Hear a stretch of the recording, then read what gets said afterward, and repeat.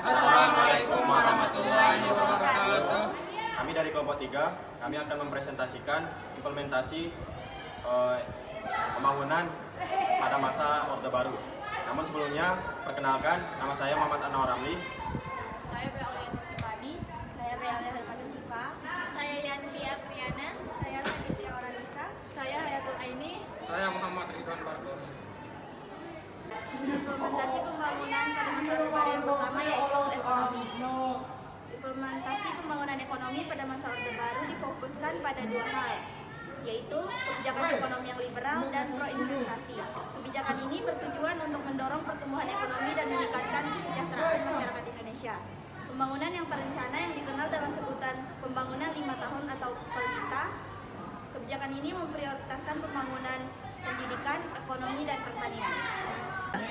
Pembangunan ekonomi yang liberal dan pro-investasi. Pemerintah Orde Baru menerapkan kebijakan ekonomi yang liberal dan pro-investasi dengan cara satu, deregulasi ekonomi.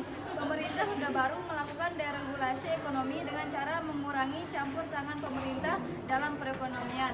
Hal ini bertujuan untuk memberikan kebebasan kepada pelaku ekonomi untuk menjalankan usahanya.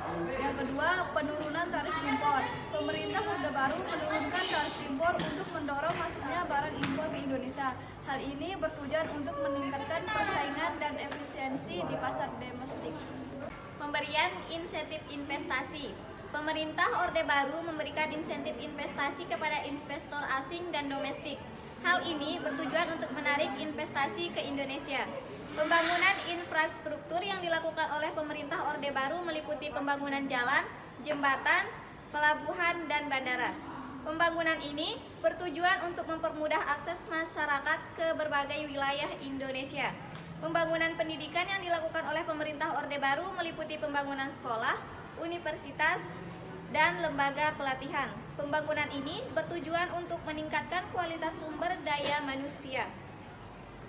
Pembangunan kesehatan yang dilakukan oleh pemerintah Orde Baru meliputi pembangunan rumah sakit, puskesmas, dan posyandu. Pembangunan ini bertujuan untuk meningkatkan derajat kesehatan masyarakat Indonesia. Pemerintah Orde Baru meningkatkan produksi pertanian dengan cara peningkatan kesejahteraan petani. Kebijakan ini bertujuan untuk meningkatkan pendapat dan taraf hidup petani.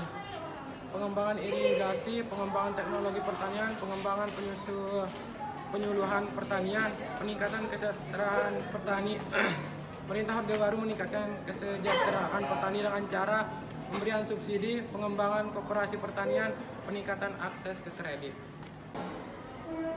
Implementasi pembangunan pendidikan pada masa Orde Baru difokuskan pada dua hal utama, yaitu peningkatan akses pendidikan.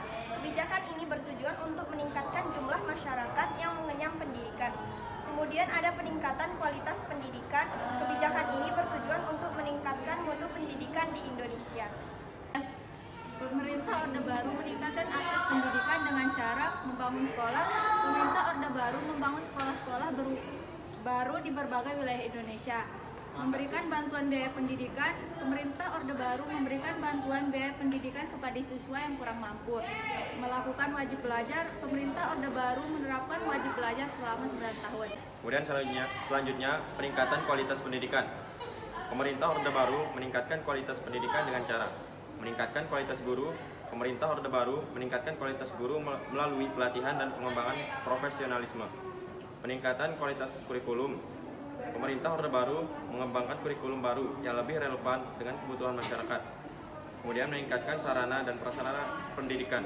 Pemerintah Orde Baru meningkatkan sarana dan prasarana pendidikan seperti gedung sekolah, buku, dan alat-alat laboratorium.